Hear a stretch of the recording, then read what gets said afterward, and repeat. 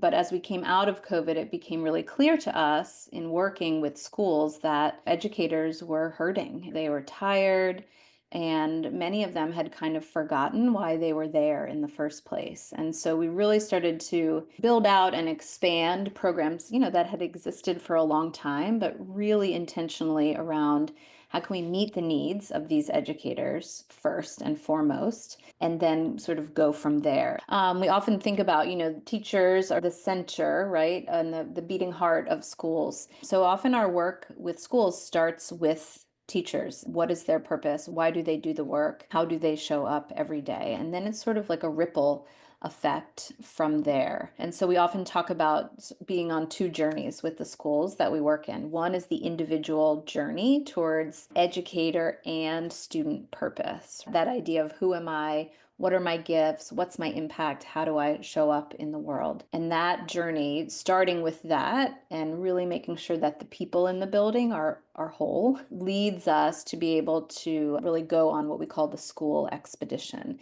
And the school expedition is kind of what Lauren was starting to talk about around purpose learning and really giving educators the space to launch from a place of wellness into classroom spaces that are filled with energy and inquiry and purpose. What do you see teachers really responding to?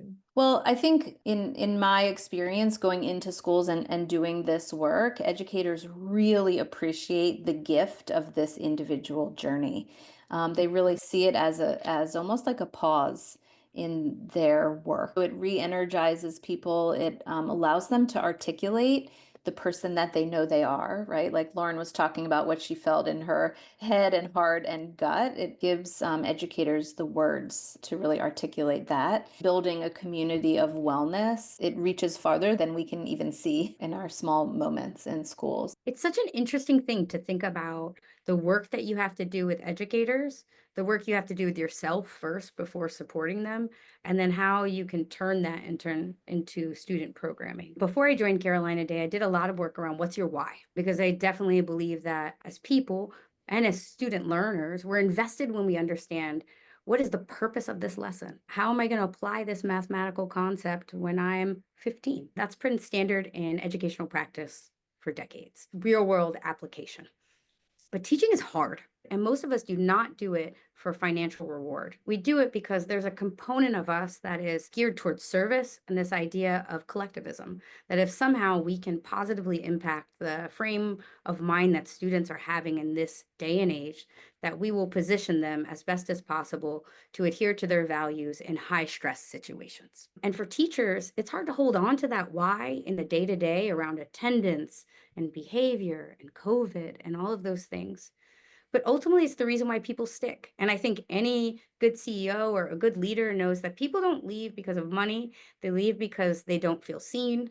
They don't feel as if their leader is invested in their personal passion. And they feel as if they can't be their full self there. So I think purpose learning for teachers is a platform for innovation, failing forward, and leadership.